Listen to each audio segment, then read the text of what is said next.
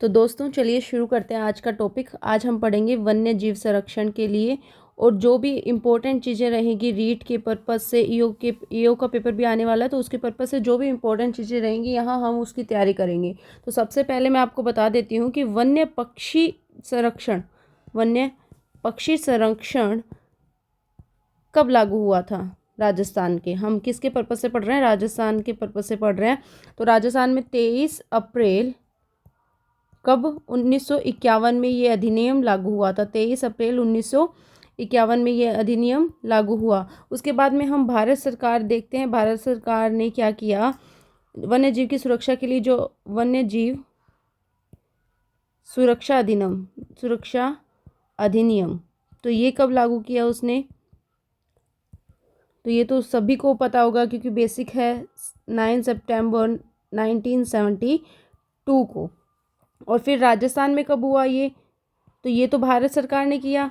ठीक है, तो भाई मैम भारत में ही तो राजस्थान आता है, तो लेकिन ये तो केंद्रीय सरकार कर रही है भाई। वन्य जीव सुरक्षा अधिनियम 9 सितंबर 1972 को, लेकिन राजस्थान में 1 सितंबर को। कब? 1 सितंबर को। पहले कैसे? तो 1973 को हुआ था।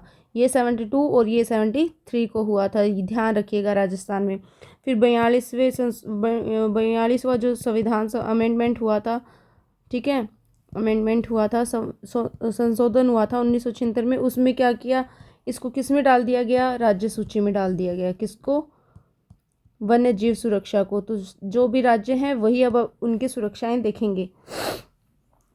पहले ये था, लेकिन इस अमेंडमेंट में क्या कर दिया, इसको किस में डाल दिया गया? समवर्ती सूची में डाल दिया गया। ठीक है, तो सारे निर्णय ले सकते हैं, क्योंकि ये हो सकता है ना कि जो राज्य की सरकार है वो थोड़ी वो हो जाए ना, सेल्फिश हो जाए। तो अब देखिए, रणथंभौर में टाइगर सफारी पार्क बनाया जाएगा। ठीक है, ये ध्यान रखिएगा। और रणथंभौर में एक और है जो क्या है, राष्ट्रीय उद्यान है। तो राजस्थान में राष्ट्रीय उद्यान कितने हैं? 3। चलिए हम नेक्स्ट पेज पे देखते हैं। ये पूरा सुंदर सा अच्छे से शुरू करते हैं कहानी इसकी। तो देखिए, राजस्थान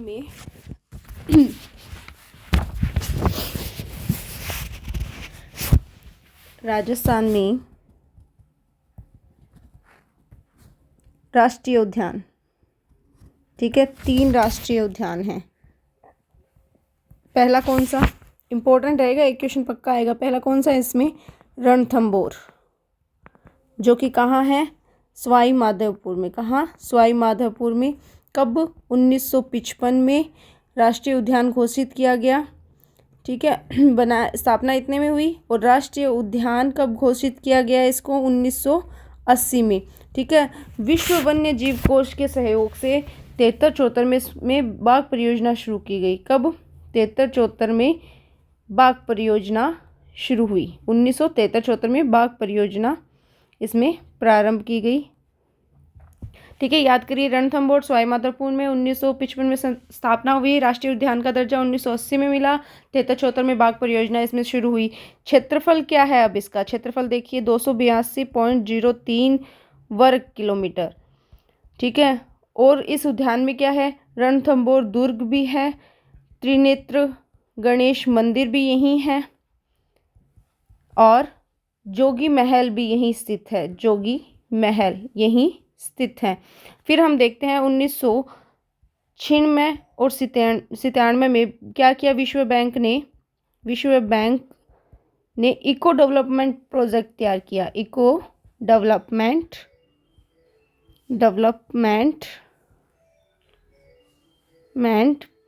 प्रोजेक्ट शुरू किया। चलिए फिर नेक्स्ट देखेंगे। ये हमारी सारी इंपॉर्टेंट बातें होंगी किसके बारे में? रणथंभौर राष्ट्रीय उद्यान के बारे में। नेक्स्ट जो हमारा है वो केवला देव है। क्या है? केवला देव राष्ट्रीय उद्यान। पक्षियों का स्वर्ग इसे कहा जाता है। पक्षियों का स्वर्ग इसे कहा जाता है। और पहले इसका नाम क्या था? घना पक्षी विहार। क्या नाम था पहले इसका? घना पक्षी विहार। तो देखिए, बहुत सारे क्वेश्चन हमारे यहाँ से सही हो जाएंगे और बहुत ही जल्दी हम इसको कवर करेंगे। ध्यान से देखते जाइए। इसमें क्या हुआ था? 1956 में इसकी स्थापना हुई थी। राष्ट्रीय उद्यान का दर्जा इसे कब मिला? 1981 में। 1980 में इसको मिला था, 1981 में इसको मिला। 1985 में यूनेस्को ने इसको विश्व धरोहर बना दिया। यूनेस्को ने क्या कर दिया? इसको किस में शामिल कर दिया? विश्व धरोहर में शामिल कर दिया। क्षेत्रफल देखिए इसका कितना है? 28.73 वर्ग किलोमीटर। आजान बांध से इसकी क्या होती है? जल मिलता है इसको। इसमें क्या होता है? साइबेरियन जो सारस आते हैं, साइबेरियन कब आएंगे? वो शीतकाल में। साइबेरियन सारस आते हैं इसमें, कब आते हैं? शीतकाल में आते हैं। और क्या आते हैं? वाइट स्टार्क, बिंजस, मैलार्ड, बिंजस, मैलार्ड, मेडवेल, सावर्ल्स, ये सब क्या हैं? साइबेरिया के पक्षी हैं। क्या हैं? साइबेरिया के पक्षी। और भी आते हैं जैसे पिपिटस हो गया, लेफ्टवीर हो गया, ये सब पक्षी विशेषज्ञ एक हैं, एक जो जिनका नाम क्या है? डॉक्टर सलीम अली। डॉक्टर सलीम अली पक्षी विशेषज्ञ हैं। उनकी ये क्या रही है? कर्मस्थली रही है। क्या रही है? ये कर्मस्थली रही है। तो जल्दी से याद करिए इसको। क्या है? पक्षियों का स्वर्ग कहा जाता है। घना पक्षी विहार इसका पूर्व में नाम था। और एक बताइएगा मुझे कि किसे वेटलैंड में शामिल कर दिया गया है? रामसर साइट जो है उसमें किस राष्ट्रीय उद्यान को शामिल किया गया है? ये आप लोग मुझे बताएंगे। ठीक है, अब नेक्स्ट देखते हैं हम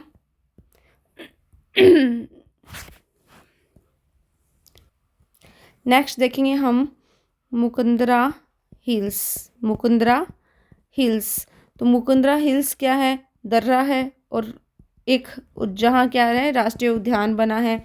बना कब? 1955 में।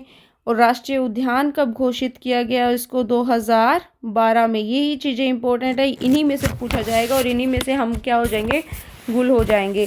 तो देखिए इसमें दर्शनीय स्थल क्या क्या है? गागरोन, गागरोन।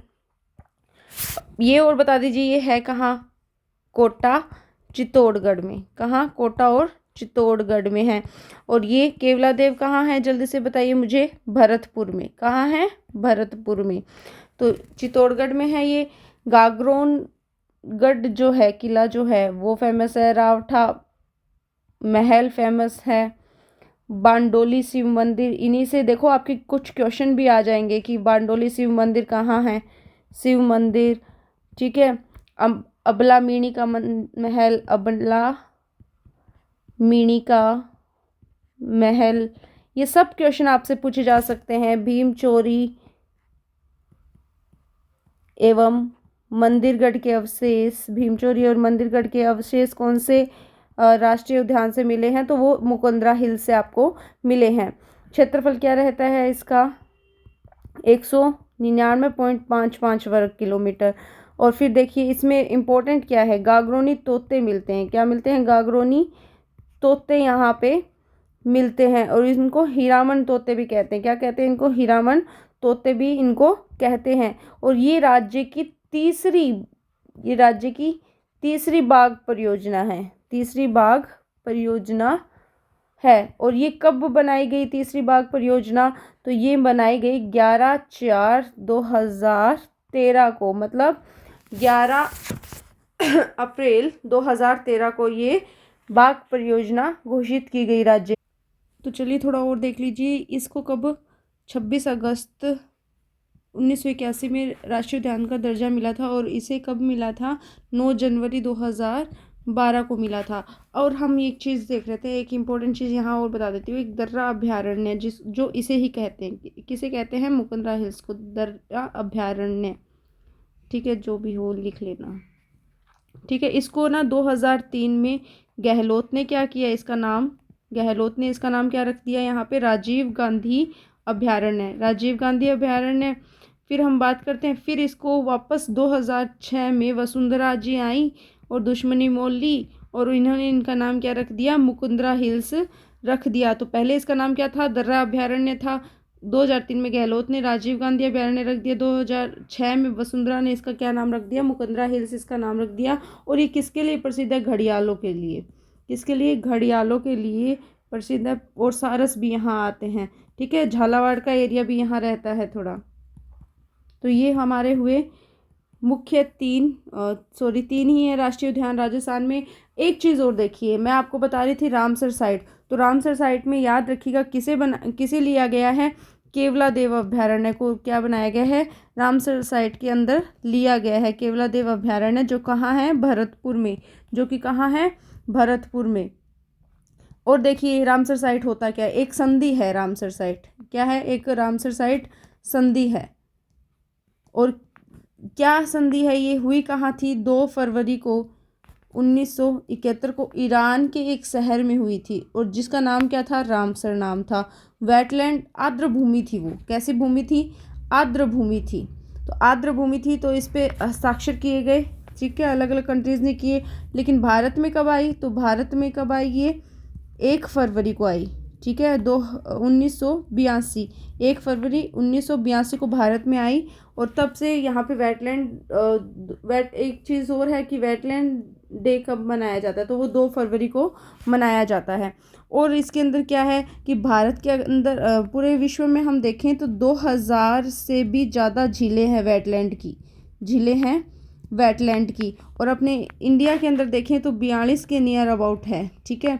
और राजस्थान में 2 है, एक तो ये हो गया वेटलैंड एरिया, और दूसरा कौन सा है, सांबर झील का, दूसरा कौन सा है, सांबर झील का। तो ये कुछ इंपॉर्टेंट चीज़ें हैं किसके बारे में, रामसर साइट के बारे में, तो ये भी याद रखिएगा और इम्पोर्टेंट है, पूछे जा सकते हैं इनमें से। नेक्स्ट हम चलते हैं अब एक बार देखिए यहाँ पे कि कितनी बाघ परियोजनाएं हैं राजस्थान में, तो 3 हमने पढ़ ली, और चौथी कौन सी है, बूंदी में है, जो अभी रिसेंट में बनी है। तो जल्दी से मुझे इसका नाम बता दीजिए कि बूंदी में जो अभी रिसेंटली क्या बनी है, राष्ट्रीय बाघ परियोजना, तो उसका नाम क्या है। राजस्थान में 4 है, 3 हमने पढ़ ली है, कौन कौन सी है, रणथंभौर सवाई माधोपुर में, सरिस्का अलवर में, और मुकुंदरा कोटा में। और अब हम देखते हैं एक चौथी जो अभी बनाई गई है, रामगढ़ विषधारी अभयारण्य। तो ये कहाँ है, करंट के क्वेश्चन के अकॉर्डिंग ये पूछा जा सकता है। तो ये कहाँ है, बूंदी में, कहाँ है, बूंदी में, ठीक है, बूंदी में है। और इसके बाद में अगर हम बात करें और कि यहाँ पे कितने वन्य जीव अभयारण्य हैं, तो वन्य जीव अभयारण्य कितने हैं, 27 वन्य जीव अभयारण्य, 27। 33 क्या है, अखेट निषेध क्षेत्र हैं 33। उसके बाद में मृग वन कितने हैं, 7 हैं, मृग वन कितने हैं, 7 हैं, ये भी हम देखेंगे। इसमें 5 क्या है, जंतुआलय हैं, 5 क्या है, जंतुआलय। और 20 क्या है, कंजर्वेशन रिजर्व हैं, कंजर्वेशन रिजर्व। तो इनके बारे में हम सबके बारे में थोड़ा थोड़ा अध्ययन करेंगे, लेकिन अभी हमें किसके बारे में पढ़ना है, इसके बारे में जो अभी नया बना है। तो चलिए देखते हैं, रामगढ़ विषधारी अभयारण्य, जो कि कहाँ है, बूंदी के अंदर। देखिए 1982 में क्या था, ये अभयारण्य था, ठीक है, अभयारण्य था। लेकिन क्या हुआ कि इसको 16 मई और 2022 को किस में डाल दिया गया, 52वां, कौन सा बना, 52वां क्या बना, ये अभयारण्य, बाघ अभयारण्य बना, 52वां बाघ अभयारण्य यहाँ पे ये बना। तो ये इसके लिए इम्पोर्टेंट चीज़ें हैं। और भारत का कौन सा चौथा है, भारत का चौथा टाइगर रिजर्व बन गया है, क्या, रामगढ़ विषधारी अभयारण्य, जो बूंदी में है। और ये क्या है, राज्य का दूसरा बड़ा, राज्य का दूसरा, किसके अकॉर्डिंग, क्षेत्रफल के दृष्टि के अकॉर्डिंग ये बड़ा है। और इसमें क्या है, भीमलत और रामगढ़ महल जैसे स्थल है, भीमलत और रामगढ़ महल इसके अंदर हैं, ठीक है। ये और इसमें इम्पोर्टेंट कुछ नहीं है, इतना आप याद रखें। और वृक्ष की प्रजाति देख लीजिए, धोकड़ा इसके अंदर मुख्य रहता है, और अजगर काफ़ी पाए जाते हैं इसके अंदर, ठीक है। और नथिंग इज अब हम कुछ वन्य जीव अभयारण्य के बारे में बात करेंगे जो कि इम्पोर्टेंट रहते हैं। सबसे पहले हम सरिस्का के बारे में देखेंगे जो कि कहाँ है, अलवर में। कहाँ है, अलवर में। और इसके बारे में क्या देखेंगे हम कि कब बना, 1955 में ये बना। और 1978 में इसे किसमें शामिल किया गया, टाइगर प्रोजेक्ट में। किसमें, टाइगर प्रोजेक्ट में इसको शामिल किया गया। और क्या है, ये दूसरी बाघ परियोजना है, दूसरी बाघ परियोजना है। और इसके अंदर इंपॉर्टेंट कौन से क्षेत्र आते हैं तो देखिए, नीलकंठ महादेव, नीलकंठ महादेव, भर्तृहरि की गुफा, भर्तृ, क्या हो रहा है ये, भर्तृहरि की गुफा, पांडुपोल गुफा व पांडुपोल, ये क्या है, यहाँ के कुछ इम्पोर्टेंट क्षेत्र हैं। और हम इसके बारे में क्या कह सकते हैं, यहाँ विश्व में टाइगर स्थानांतरण का पहला सफल, ठीक है, टाइगर स्थानांतरण का पहला सफल प्रयोग किया गया था, स्थानांतरण का पहली बार सफल प्रयोग किया गया था। और इसके अंदर अगर हम देखें तो कास्का और कांकणवाड़ी, कास्का और कांकणवाड़ी पठार हैं, ठीक है। कास्का और कांकणकारी इसमें क्या रहते हैं, पठार रहते हैं। और अगर हम क्या देखें कि इसके अंदर 4 मंदिर हैं, एक तो नीलकंठ महादेव का हो गया, भर्तृहरि का हो गया, पांडुपोल का हो गया और ताल वृक्ष का हो गया, एक किसका, ताल वृक्ष का। तो ये इसके अंदर इंपॉर्टेंट रहते हैं। और इसको सरिस्का पैलेस होटल, ठीक है, एक होटल है इसके अंदर, सरिस्का पैलेस होटल, जो किसने बनाया, महाराजा जय सिंह ने बनवाया था। यहाँ पे क्या था कि 1974 में महाराजा तेज सिंह जो थे, तेज सिंह, वो क्या किसकी तैयारी कर रहे थे, फॉरेस्ट सेटलमेंट की तैयारी कर रहे थे, फॉरेस्ट सेटलमेंट की तैयारी कर रहे थे। तो उस वक्त क्या हुआ, सेटलमेंट में इन्होंने इसे क्या कहा, पीली किताब कहा, पीली किताब इसे कहा। और एक झील है यहाँ पे, उस झील का क्या नाम है, सिलीसेड, सिलीसेड। तो देखिए अभी हमने क्या देखा, सरिस्का के बारे में, अलवर में है, 1955 में इसको घोषित किया गया था वन्य जीव अभयारण्य। 1978 में इसको टाइगर प्रोजेक्ट बनाया गया जो कि भारत की दूसरी बाघ परियोजना है। और नीलकंठ महादेव, भर्तृहरि की गुफा, पांडुपोल, ताल वृक्ष, ये 4 यहाँ पे मंदिर हैं। जो झील है यहाँ पे वो सिलीसेड है। और एक होटल है Sariska hotel, Sariska palace hotel, Jaisingh ने बनवाया था। कास्का और कांकणवाड़ी यहाँ पे पठार हैं। पहला सफल टाइगर प्रयोग जो किया गया था वो इस अभयारण्य, इस वन्य जीव अभयारण्य में, सरिस्का में किया गया था। तो ये सरिस्का के बारे में कुछ इम्पोर्टेंट बातें थी। और देखिए, ठीक है, अब इसके बाद में एक सरिस्का ए और लाया गया, सरिस्का अभयारण्य ए और लाया गया। तो यही देख लेते हैं वो थोड़ा सा, क्या, सरिस्का अभयारण्य एक ए, और वो कब, 2012 में, ठीक है, अलवर में ही था, ठीक है, अलवर में ही था। क्षेत्रफल इसका था 3.01 वर्ग किलोमीटर। और राजस्थान का सबसे छोटा अभयारण्य है, राजस्थान का सबसे छोटा अभयारण्य। तो ध्यान रखिएगा दोनों का। इसको कब बनाया गया, 2012 में, और इसको 1955 में। तो नेक्स्ट देखिए, अब हम नेक्स्ट बात करते हैं यहाँ मरु उद्यान। मरु उद्यान जो कि पता ही है कहाँ मिलेगा, जैसलमेर में मिलेगा, ठीक है, जैसलमेर में। और 8 मई 1981 में इस उद्यान की स्थापना हुई थी। स्थापना कितना फैला है, तो कितना फैला है ये, 180 मिलियन, या फिर कहें 18 करोड़ वर्ष क्या है इसके अंदर, पुराने जीवाश्म मिले हैं। क्या मिले हैं, जीवाश्म मिले हैं। और कहाँ मिले हैं, आकल गांव में, ठीक है, आकल गांव में मिला है। क्या रहते क्या है यहाँ सबसे ज़्यादा, गोडावन। और ये क्या है, हमारे राज्य के राज्य पक्षी हैं। और राज्य पशु क्या है, तो वो क्या है, चिंकारा, ठीक है। इनको भी यहाँ पे संरक्षण प्रदान किया गया। और इसकी बात करते हैं तो कितना क्षेत्र है, 162 वर्ग किलोमीटर क्षेत्र में ये फैला हुआ है, ठीक है। और इसके अंदर देखें तो 1900 तो कहाँ है, ये जैसलमेर में है। और बाकी का बाड़मेर में है। बाकी 1262 के नियर अबाउट कहाँ है? ये बाड़मेर में। तो ये चीज़ ध्यान रखिएगा इसके बारे में। फिर देखते हैं हम नेक्स्ट अभियान देखते हैं सीता माता। तो ये सीता माता जो अभयारण्य रहता है ये इम्पोर्टेंट रहता है क्या? ठीक है, तो इसके बारे में हम देखेंगे। सीता माता अभयारण्य तो कब हुआ था? इसका उद्घाटन 1979 में। और कहाँ? प्रतापगढ़ में। प्रतापगढ़ में, ठीक है। उड़न गिलहरियों के लिए ये प्रसिद्ध है। और इसमें क्या पाए जाते हैं? सागवान वन। सागवान वन पाए जाते हैं। उड़न गिलहरियों के लिए प्रसिद्ध हैं। उड़न गिलहरियों के लिए, गिलहरियों क्या लिख दिया? गिलहरियों के लिए प्रसिद्ध है ये। इसमें इस अभयारण्य में जाखम बांध है। जाखम बांध है। तो जाखम बांध कहाँ है? प्रतापगढ़ में हो गया। सीता अभयारण्य में और क्या चीज़ें हैं? उद्गम स्थल हम देखें तो करमोई। करमोई, इसको और क्या नाम है इसका? करम मोचिनी। करम मोचिनी रिवर है, ठीक है। नदी का उद्गम होता है यहाँ से।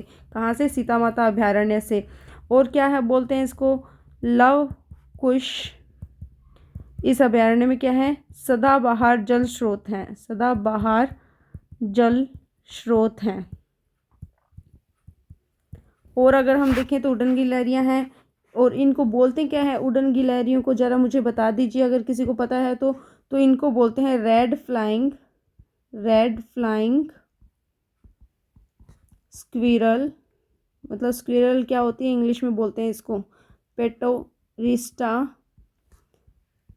पेटोरिस्टा एल्बी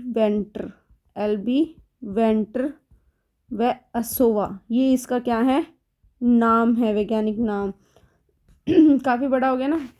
रेड फ्लाइंग स्क्विरल, पेटोरिस्टा एल्फीवेंटर व अशोवा इसका नाम है। पेंगोलिन इस अभयारण्य में जंतु पाए जाते हैं। और क्या पाए जाते हैं? एक ये होगी और एक पेंगोलिन। और एक एंटीलोप प्रजाति है यहाँ पे, ठीक है, जो क्या है? चौसिंगा। ये याद रखिएगा, चौसिंगा हिरण याद रखिएगा। इनको और क्या कहते हैं? भेड़ल, ठीक है। और ये चौसिंगा, उड़न गिलहरी और सांगवान के लिए सबसे ज़्यादा अच्छे से याद रखिएगा इसको। कब? 1979 क्या? और कहाँ कहाँ? प्रतापगढ़ मोस्टली से याद रखिएगा। फिर चित्तौड़गढ़ में भी है थोड़ा। और कहाँ है? उदयपुर में भी है ये। अब आगे देखिए हम किसकी बात करेंगे? राजसमंद की। किसकी? राजसमंद अभयारण्य की हम यहाँ पे बात करेंगे। राजसमंद अभयारण्य, तो जल्दी जल्दी देख लेते हैं। अब राजसमंद अभयारण्य कब? राजसमंद नहीं, जयसमंद है ये। जयसमंद अभयारण्य तो होगा कहाँ? उदयपुर में। सबको ही पता होगा क्योंकि जयसमंद मीठे पानी की झील है सबसे बड़ी। वो कहाँ है? उदयपुर में। और 1955 में हुआ था। इसको घोषित किया गया था वन्य जीव अभयारण्य। इसकी इम्पोर्टेंट चीज़ें क्या है कि इसके पास में बगेरा, चितकबरे हिरण, सांभर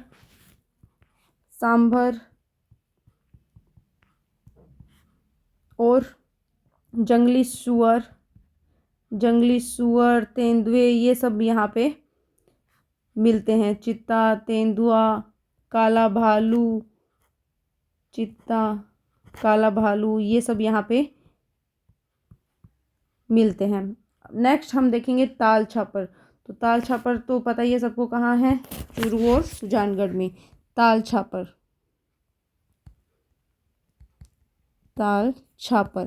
सुजानगढ़ और चूरू में। सुजानगढ़ व चूरू में। और यहाँ पे कब घोषित किया गया था उसको? 1971 में इसको घोषित किया गया था, ठीक है। एक चीज़ याद रखिएगा, गुरु द्रोणाचार्य का क्या है? ये गुरु द्रोणाचार्य का आश्रम था यहाँ पे, आश्रम स्थल, ठीक है। गुरु द्रोणाचार्य का आश्रम स्थल था यहाँ पे। काले हिरणों के लिए फेमस है। और यहाँ पे एक प्रवासी पक्षी आते हैं, प्रवासी कुरंजा, ठीक है, इनके लिए ये फेमस है। और इसको क्या कहते हैं, आश्रय स्थली है ये कुंजा की। और इसे कहते क्या है फिर, Mochia Cyprus, Mochia Cyprus rodents, ठीक है, रोडेंट्स। तो देखिए काले हिरणों के लिए फेमस है, प्रवासी पक्षी कुंजा के लिए फेमस हैं, और क्या है ये मोचिया साइप्रस, घास मिलती है यहाँ पे, क्या मिलती है, घास मिलती है। नेक्स्ट देखिए फिर हम बात करेंगे किसकी, वन विहार, जो कहाँ है, धौलपुर में, वन विहार धौलपुर के अंदर है, धौलपुर में। और कब, 1955 में इसको घोषित किया गया था, ठीक है। और इसकी बात हम देखें तो यहाँ पे क्या है, रामसागर झील, रामसागर झील है, और वहाँ पे अनेक पक्षी आते हैं, ठीक है, पक्षियों की शरण स्थली है ये, आश्रय स्थली है। फिर हम बात करते हैं माउंट आबू की, किसकी, माउंट आबू की, माउंट आबू। तो ये भी पता ही होगा नाम से कि कहाँ है, सिरोही के अंदर है। जो भी इम्पोर्टेंट चीज़ें रहेंगी यहाँ पे हम पढ़ते चलेंगे। और इसकी प्रमुख विशेषता क्या है, यहाँ पे जंगली मुर्गे हैं, जंगली मुर्गे, और एक वनस्पति मिलती है यहाँ पे, आबू एंसिस डिक्लिप्टेरा, एंसिस डिक्लिप्टेरा, डिक्लिप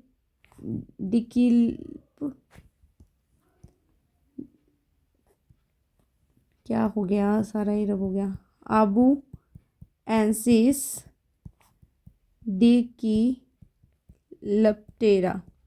ये यहाँ पे क्या मिलती है, वनस्पति यहाँ पे मिलती है। तो और इसको घोषित कब किया गया था, 1960 में। 112 वर्ग किलोमीटर ये फैला हुआ है। और इसको, इस वनस्पति को और क्या कहते हैं, कारा कहते हैं, स्थानीय भाषा में इसको क्या कहा जाता है, यहाँ पे कारा कहा जाता है, क्या कहा जाता है, कारा। ये वनस्पति, जंगली मुर्गे यहाँ पे मिलते हैं। और इस अभयारण्य में एक सुंदर छिपकली मिलती है, क्या मिलती है, छिपकली, ठीक है, ये नाम आपको पक्का ही याद रहेगा, छिपकली मिलती है, जिसका नाम क्या है, युबले फ्रिश, युबले फरिश छिपकली मिलती है यहाँ पे।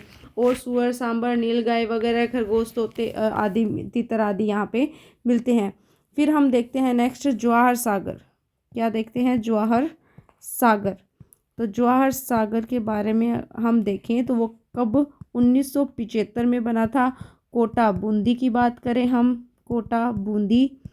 और इसके अंदर क्या है, जलीय अभयारण्य है ये, जलीय अभयारण्य, घड़ियाल इसमें बहुत ज़्यादा है, जलीय अभयारण्य, घड़ियाल रहते हैं यहाँ पे, ठीक है। घड़ियालों और मगरमच्छों का क्या है, शरण स्थली है ये, मगरमच्छों के लिए शरण स्थली है ये यहाँ पे। और यहाँ पे इनका प्रजनन कर इनकी वृद्धि।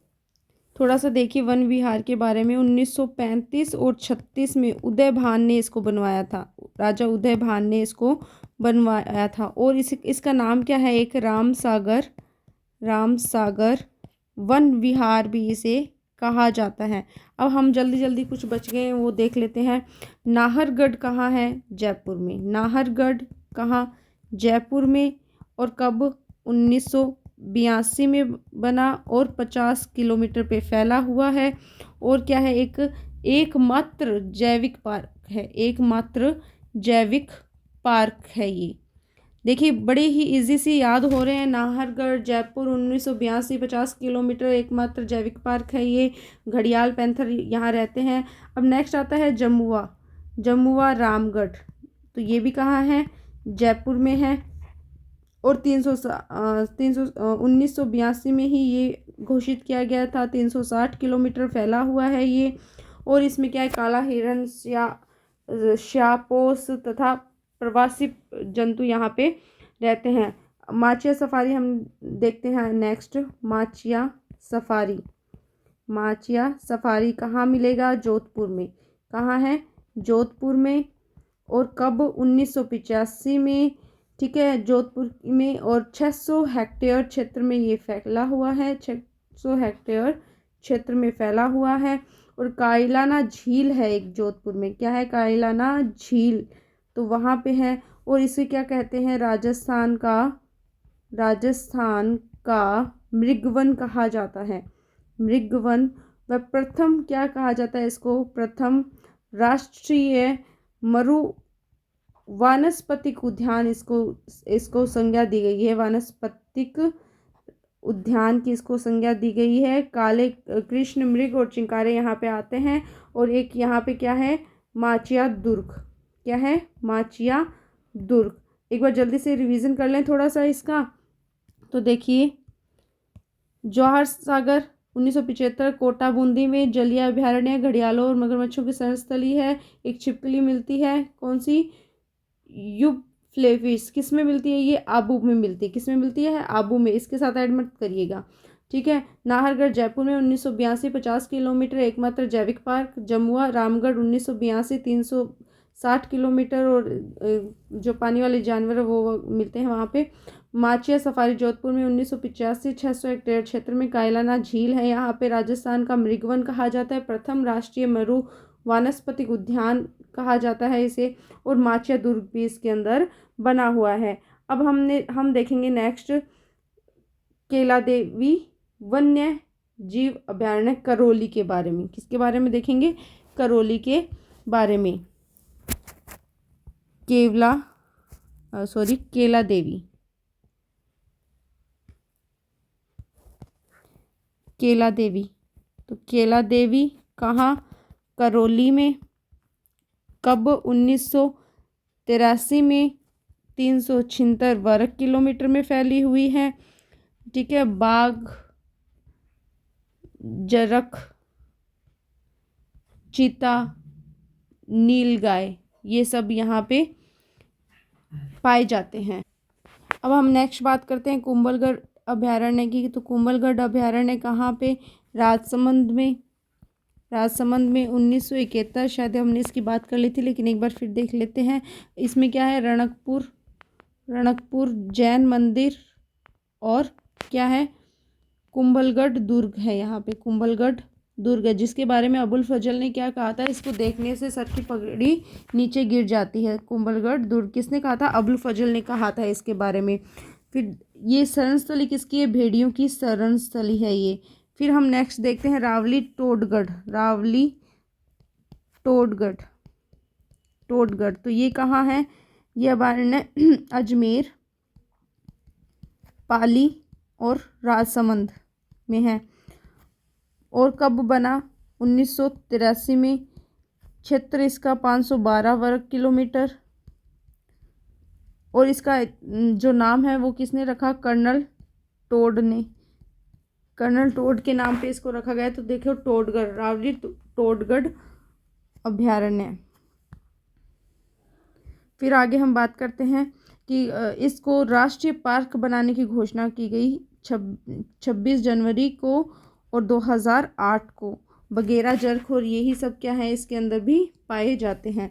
नेक्स्ट देखते हैं हम यहाँ पे कौन सा, फुलवारी की नाल। ये भी सभी को पता ही होगा, फुलवारी की नाल, उदयपुर। फुलवारी की नाल, उदयपुर। और कब, 1983 में, 511 वर्ग किलोमीटर में फैला हुआ है। और यहाँ पे क्या मिलती हैं, पहाड़ियाँ हैं यहाँ पे। मासी वाकल की पहाड़ी, मासी वाकल। इस अभयारण्य में जो पहाड़ी है वहाँ से ये नदियाँ निकलती हैं, मासी वाकल की नदियाँ। तो कहाँ से निकलती है, उदयपुर से निकलती हैं।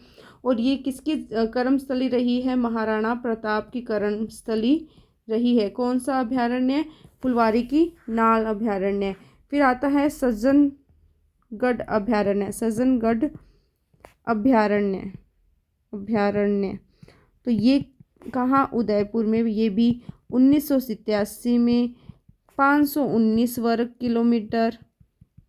और क्या है, ये प्रथम जैविक उद्यान। क्या है, प्रथम जैविक उद्यान, याद रखिएगा ये। जल्द ही हम इसको कवर कर लेंगे। चंबल अभयारण्य कहाँ है, कोटा में। कितना दूर तक फैला हुआ है, 280 वर्ग किलोमीटर में फैला हुआ है, ठीक है। दक्षिण पूर्व में चंबल नदी पर क्या बना हुआ है यहाँ पे, महाराणा प्रताप सागर बांध। महाराणा प्रताप सागर बांध बना हुआ। और वहाँ से लेके यमुना तक इसका क्या है, फैलाव है, इसका क्या है, यमुना तक फैलाव है। नेक्स्ट हम देखते हैं यहाँ पे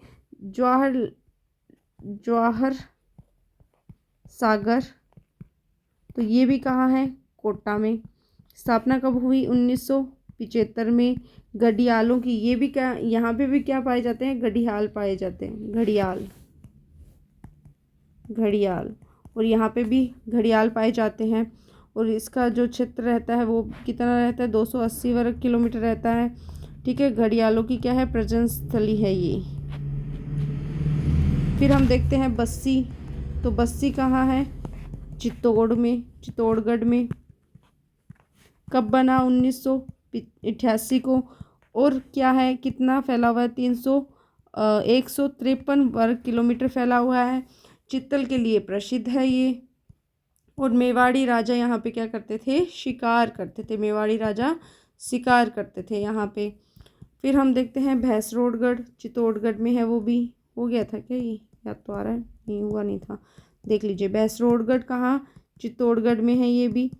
और कब, 1983 में बना। 229 वर्ग किलोमीटर फैला हुआ है। चंबल और बामनी नदियां हैं यहाँ पे, चंबल और बामनी नदियां हैं यहाँ पे। और घड़ियाल यहाँ की धरोहर है, मुख्य धरोहर क्या है यहाँ की, घड़ियाल हैं। फिर हम नेक्स्ट देखते हैं बंद बारेठा भरतपुर में, कहाँ, भरतपुर में है ये। 1985 में इसे घोषित किया गया। क्षेत्रफल 193 वर्ग किलोमीटर है। जरखों के लिए प्रसिद्ध है ये। ठीक है, और बारेठा नामक यहाँ पे क्या है, झील है। बारेठा क्या है, यहाँ पे झील है। और अगर देखें तो भरतपुर बयाना पक्षियों के लिए भी, भरतपुर बयाना पक्षी भी यहाँ मिलते हैं, तो उसके लिए भी ये फेमस है। और परिंदों का घर कहा जाता है किसको, बंद बारेठा को क्या कहा जाता है, परिंदों का घर कहा जाता है। नेक्स्ट देखिए फिर शेरगढ़ अभयारण्य,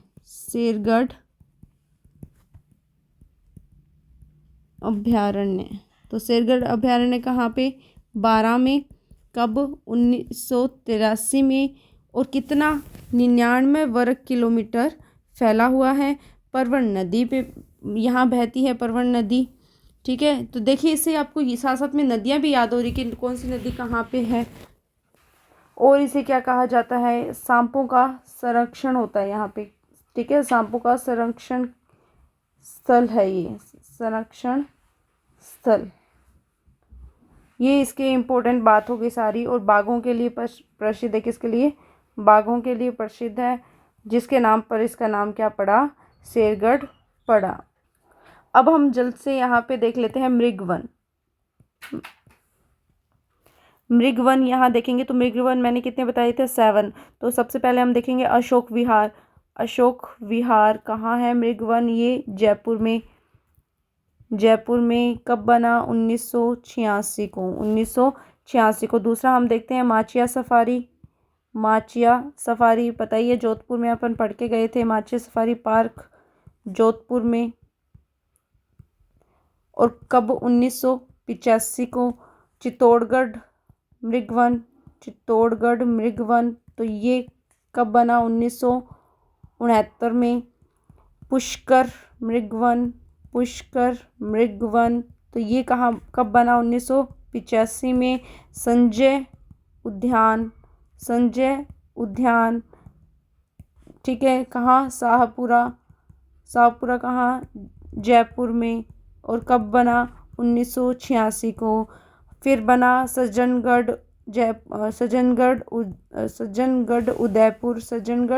उदयपुर में। कब, 1984 को बना।